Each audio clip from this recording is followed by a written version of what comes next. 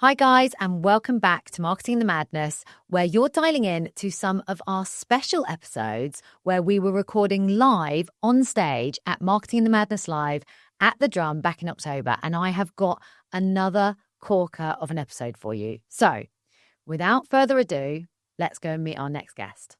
Well, very nice to meet you.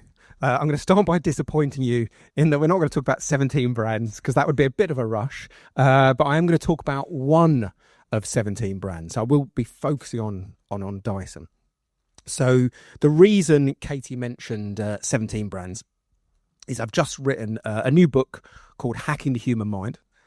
And this is all about how, as a marketeer, you can apply behavioural science to make your comms more effective. And this book's a bit different from all the others that I've done, in that every chapter is about a brand. So there's a chapter on Amazon Prime, there's a chapter on Haagen-Dazs, there's a chapter on Dyson. And the reason I've done it this way is I thought one of the ways that all of us as marketers try and get inspiration is we look around and think, what have great brands done? Let's try and emulate that. Now, that is a seemingly sensible way of coming up with great ideas. But actually, if you think about it, that method of emulation is a bit tricky. Because a Dyson or an Uber or an Amazon Prime, they don't do things in one go. They're complex. They'll do hundreds of changes and strategies and tactics all at the same time. So as an external observer, it's very hard to know what's driving their success and what things just happen to be happening at the same time. So what each chapter does is, yes, identifies these amazingly successful brands. Then it looks at all the things they do. And then, and this is the key bit, it overlays a lens of behavioural science. And it says, what of the many things they have done, are which of these tactics are also proven to work in peer-reviewed, robust, controlled circumstances. And then all of us as marketers, can have greater faith if we take those particular insights. We can transfer them to our brands and see lots of success. Now, there isn't time to go through all of the 17 biases. So what I thought we could do is focus in on my favourite chapter, which is about Dyson. And you'll see this is slightly ironic about why it's my favourite chapter. But of all the chapters that I wrote, this is the one that was most straightforward.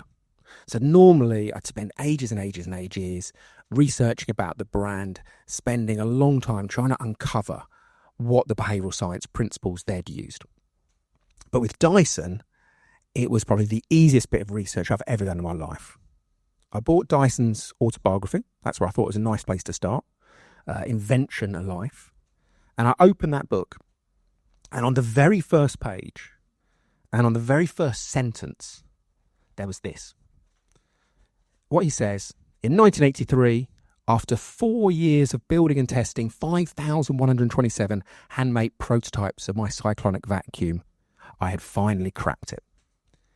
He's talking about the fact that he went through 5,127 prototypes to build the very first bagless vacuum.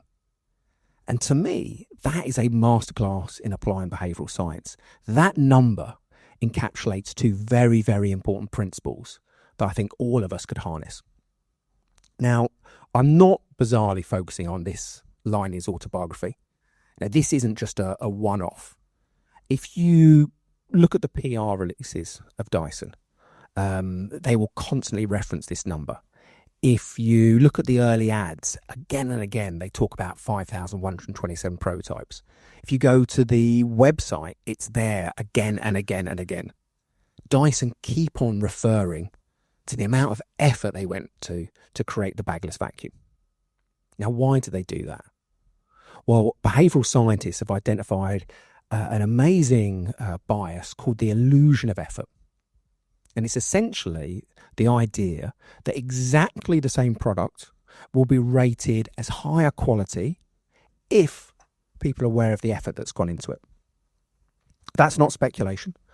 There's an awful lot of experimentation behind this. But perhaps the most famous study comes from Andrea Morales. So she's at the University of Southern California. And back in 2005, she recruits a group of people and they're all in market for an apartment. They're all looking to buy an apartment. And she gives them 10 apartments that meet their requirements, that supposedly an estate agent has pulled together. Everyone gets the same list of apartments, but half of the people, this is the low effort group, half the people are told the estate agent pulled this list together in 1 hour and did it using a computer. The other half of people are told the estate agent took 9 hours and they pulled this list together manually.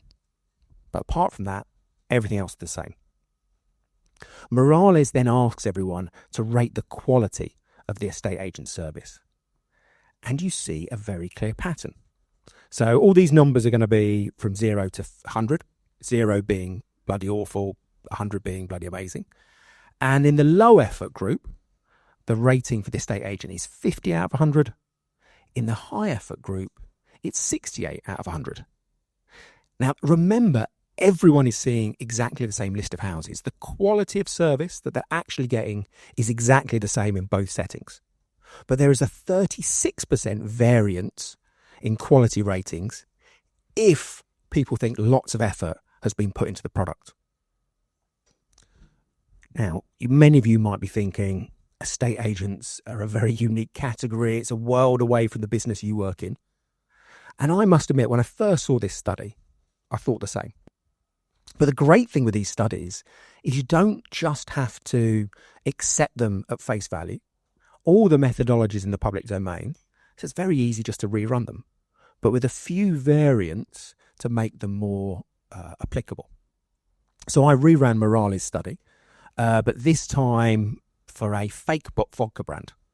So a friend and ex-colleague, Richard Barnes, mocked up this beautiful brand, and we asked people to rate the design of the bottle. Some people heard that it had gone through 143 iterations. Others just judged it with no kind of a neutral setting. And we saw, just like Morales, the high effort story boosted the appreciation of the design by about 34%. So it's not just estate agents, it's vodka and design just as much. We then repeated the study again, but with professionals, showing them supposed ads. We changed the story about how much effort, how much time had gone into creating the ad. And again, we saw statistically significant variations in ratings of the quality of the design. So whatever category we look at, we see this same principle. Now, the argument about why it happens. Well, psychologists argue that people are cognitive misers. Now, that's a fancy way of saying people are lazy, and that's not a silly thing for people to be. We have evolved to ration energy usage. Energy is a scarce resource, and thinking is energy intensive and effortful. So often when we face a complex question that would involve lots of cognitive effort, what we tend to do is replace the complex question with a simpler one that gives us almost as good answer. And if you think back to the estate agency question or the ads question or the vodka question, now judging the quality of an estate agent is a tough, complex question. What's much simpler is just to think, how much effort did this person go to? The argument from behavioural scientists is people substitute the complex question of quality for the simpler question of effort. We use effort as a proxy for quality. Morales' argument isn't an unethical one. She doesn't say make up as a brand fictitious stories of effort. She says most brands go to inordinate lengths to create amazing products, but they assume people will realise their products are amazing. Her argument is you've got to be more transparent about efforts. Now, if you make your work clear, the same product will be judged as superior. Now, Dyson's a particularly interesting example of this principle in action because they don't just use it in their copywriting. They think about the design of the Dyson. Prior to the bagless vacuum, most vacuums were kind of beige. They had an opaque casing. But think about the Dyson. It's transparent. You can see the work going on. They have baked this idea of the illusion effort into the very heart and of the product. You can see the work going on, so you value it more. That might feel a bit of a leap from the Morales study, But there's another experiment by Buell and Kim. So Ryan Buell's at Harvard Business School. And what Buell does is set up a restaurant so that some people can see into the kitchens, they can see the chefs at work, some diners can't. And people who are served exactly the same dish, the people who can see the work, they will rate the taste of that dish 22% higher. Now that's interesting because everyone knows there are chefs at work in the kitchen, but making those efforts more salient and more visible, that will tap into the allure of effort far better. So yes, you can apply this in copywriting, but you can also apply this idea in product design. And that's actually a common theme of behavioural science. The academics will identify an insight about human nature, and then how we apply that insight. Now that's kind of up to us as marketers. We can apply this insight in all sorts of different settings. One other setting you could think about applying this is in e-commerce. Has anyone been on Compare the Market recently? Okay, a few of you. If you've been for home insurance, what you might have noticed is when you were going through to buy home insurance, just as it came to the crucial moment, the site mysteriously slows down. And while you're waiting, it comes up searching ordnance survey, searching land registry, searching public property listing data. Now, they're artificially slowing the site down to harness this principle. Now, again, it might feel like a bit of a leap from the previous two studies, but Ryan Buell has researched this very specific thing. He's looked at travel comparison sites, and he's shown if you artificially slow down the results and crucially tell people what's happening, have a little bar going around saying searching Alitalia, searching British Airways. If you're transparent about efforts, people who see the slower results, who know what's happening behind the scenes, they will rate those results as 8% more comprehensive than people who get immediate results served up to them. So whether it's copywriting, whether it's product design, whether it's web design, you can apply this same principle. I'm sure many of you have been talking about AI, and you might now be thinking, well, wait a minute, isn't this a bit of an issue? AI spits out answers immediately. And if the illusion of effort's right, maybe people will rate an AI created service lower than one that they think has been manually made. Now, if you're thinking that, there is certainly experimental evidence that backs this up. Obviously, there isn't as much because AI has not been around as long, but already psychologists have started to test this principle. So this is a 2023 study from Kobe Millet, who's at VR University in Amsterdam. And what he basically does is show people various different products. So, for example, a poster. And he changes the label on the product. So sometimes people will see this poster labelled as hand-drawn, sometimes generated by an AI-powered robot. People see exactly the same poster, but when he questions them about artistic merit, creativity, purchase intent, you see a strong variation in rankings. So these numbers are purchase intent. I think it's a 7-point scale. If people think it's an AI-generated poster, it's 3.02 out of 7. If they think it's hand-drawn, it's 4.85. Same thing, but there's this 61% variance in rating of that item. Now, Millet explains this by talking about the illusion of effort. And most of our personal experience with things like Claude or ChatGPT is you put in a prompt and within seconds it spits out an answer or a blog post or a poem, whatever you want. We assume an AI-generated thing is low value or lower value than a human-built alternative because we think little effort's gone into it. So this poses a conundrum. Now, I would be a complete Luddite if I were to stand up here and say, don't introduce AI because of this problem. But you've got to be aware that if you label an ad as AI generated or a service as AI generated, exactly the same product will be rated as worse unless you adopt some counterbalancing tactics. And I just want to talk about one of those tactics.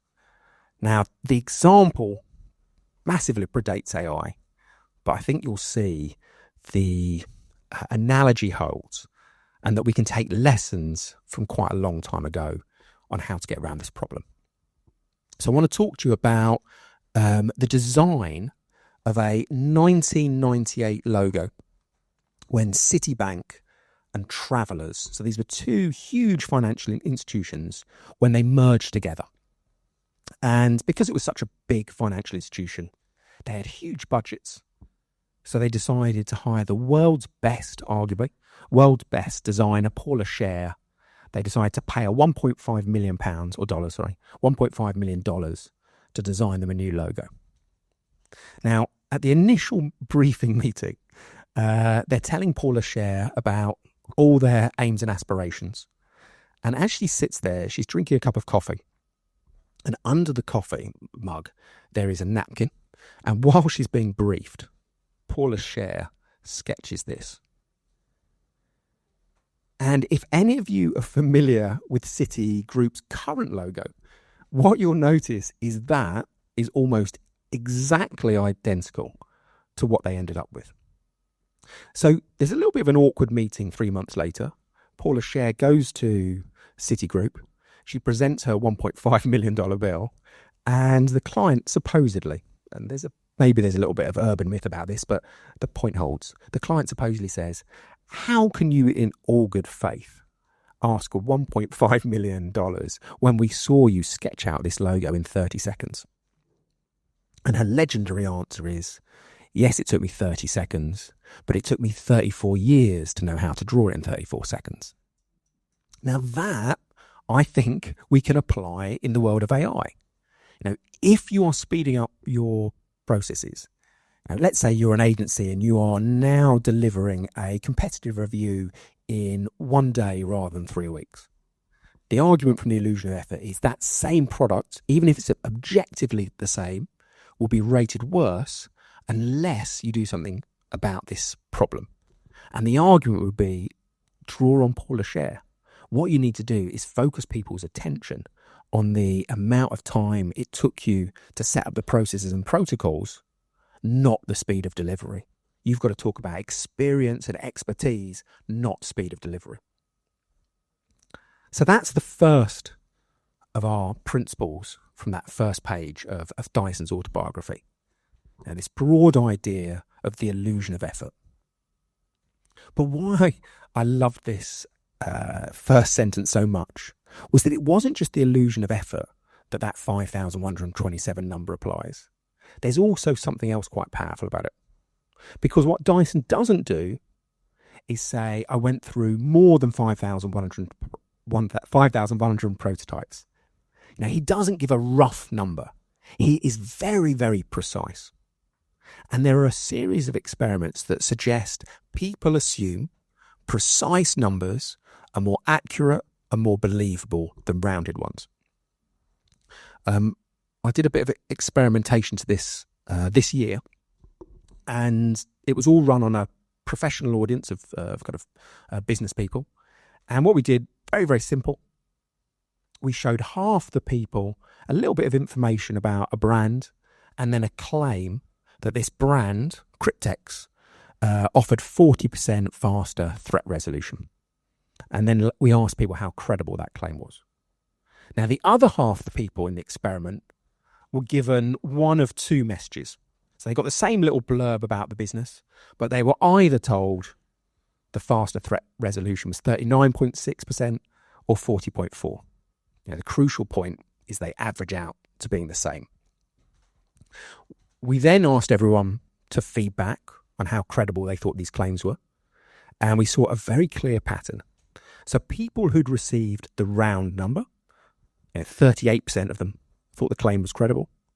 People who'd received the precise number, so almost identical, averages out exactly the same, but it was given that kind of spurious degree of precision. The number here jumps to 50%. So you've got this 32% improvement in credibility ratings just by adding on this veneer of precision. And again, you might think, well, why does this happen? But the point here is often in life, people learn over time that those who know what they're talking about tend to speak precisely. Those who are speculating tend to generalize. And what seems to happen with behavioral science is once people get these rules of thumb in their head that are generally true, they then start applying them even in situations where it's not appropriate. So in a situation like this, the difference between a precise and a round number shouldn't change people's credibility and believability. But because so often people who know what they're talking about speak precisely, it ends up having that effect. If that explanation is all a bit airy-fairy, think about this on a very, very personal level. If someone stopped you later today and said, how old's your sister? You'd say, oh, she's 52 or 33 or 17. You'd give a specific number. But imagine if someone stopped you and said, how old is Bob who lives at the end of your cul-de-sac? You'd say, oh, I don't know, he's in his 50s, he's in his 60s. When we know what we're talking about, we naturally speak precisely. When we don't know what we're talking about, we naturally speak in generalities. And over time, that association becomes fused in people's minds.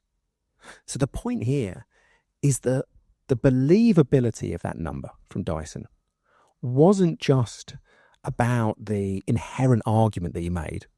Part of the impact was the fact that he chose to be so precise. They talked about 5,127, not a little bit more than 5,000. So even in a single sentence, something like Dyson, we can see multiple biases at play. And most powerfully, it's not that these insights and ideas are only relevant in the vacuum category. You can take the idea of the illusion of effort, you can take the idea of precision, and then apply it to your communications to get that added piece of impact that improves the probability of success. So Dyson is just one of the chapters we talk about. Lots of other brands in there. I hope that was useful, and hopefully it piqued your interest to find out more about behavioural science. Thank you very much.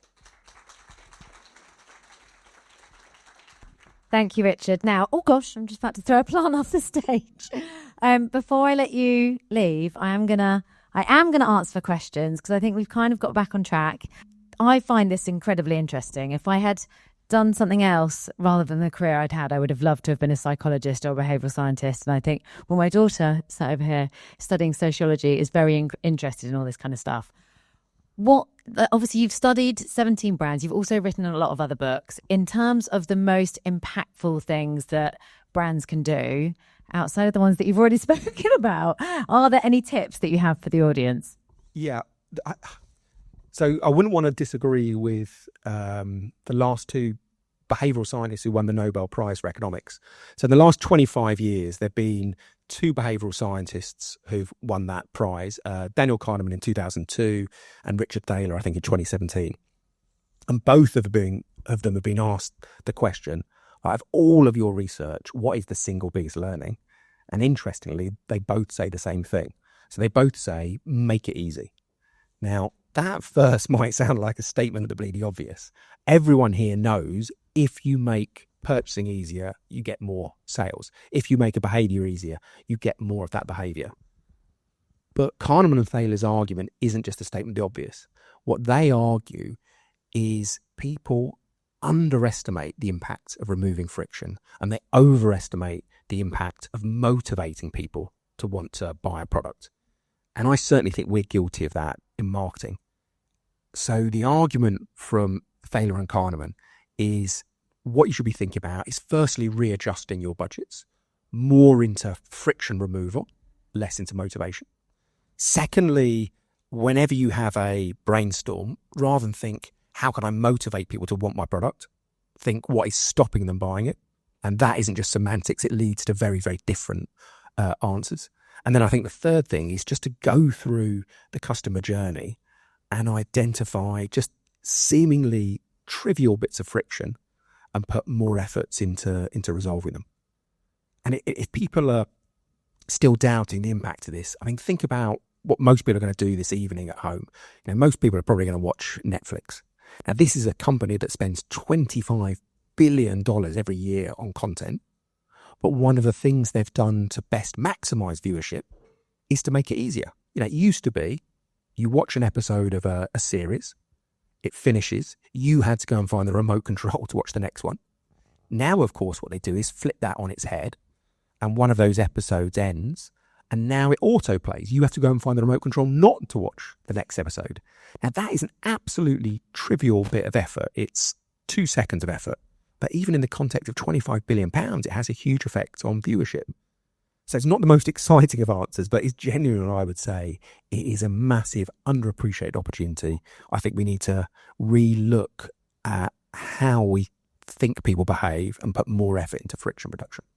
I love that. And actually, in fact, one of our other speakers, Uber, do this very well. They're telling you how long it's going to take for your car to arrive. It just makes you less anxious, and you instantly go, oh yeah, I know. You know when you're going to get somewhere. You know how long it's going to take you. Just showing and telling. Yeah. And I have noticed also, ChatGPT have started to do this now. Like, it will say, we are spending longer time to get your answer because we're looking in more places to give you a better answer. And you're like, oh yeah, exactly. When you were saying, I was like, that's so true. And even the AI platforms have dialed into that. So just showing and telling and explaining really helps us, I think, buy in. So Uber's a lovely example. I don't know what they're currently doing, but they certainly used to have a behavioural science team. And this was a very, very high-powered team. So it was headed by, at one stage it was headed by Keith Chen, who's now at UCLA. And since he's left, he's talked about some of the experiments. So linking to the precision point, what he has claimed, and it's not a peer-reviewed study, it hasn't been, to take it with a pinch of salt. But what he has said is that while he was in charge of that department, they tested surge pricing. So sometimes if you were in an Uber, you'd be served a 2x surge price. Other people in a very similar situation would be served a 2.1x surge price. And according to Chen, people were more likely to take the ride at the higher price. More people were likely to take the ride if it was a precise number. Because his argument is we assume round prices are marked up loads. We assume if something is £1,000 or 2x, it's been marked up a huge degree by the brand. If it's $1,599, you think it's still got a margin in there, but it's a smaller increment.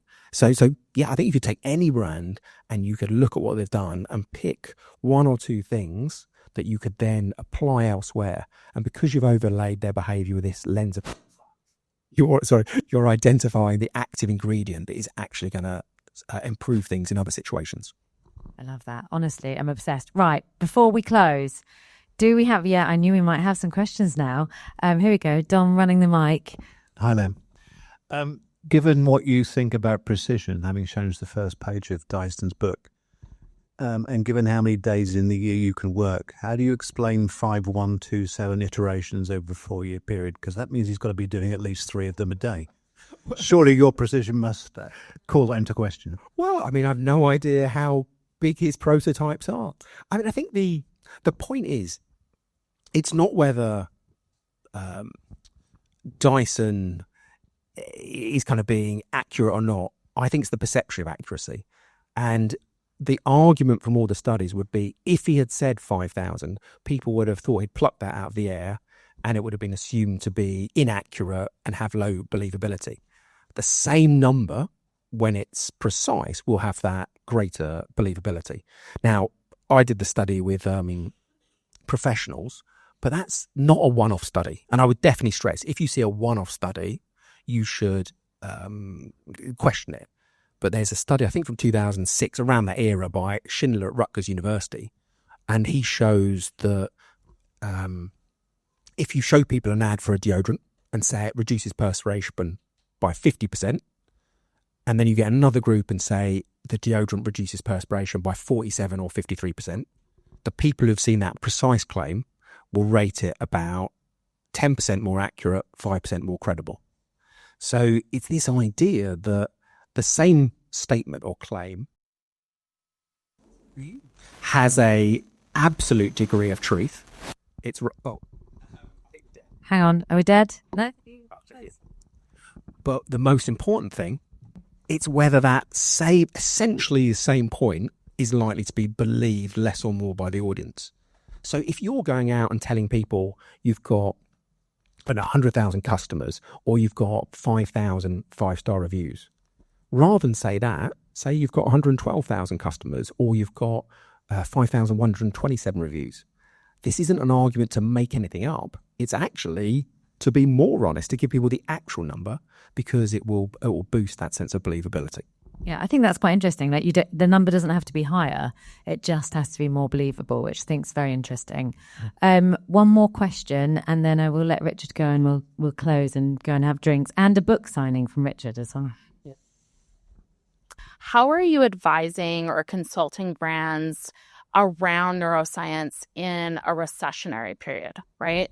So obviously the human brain changes a lot during price sensitivity.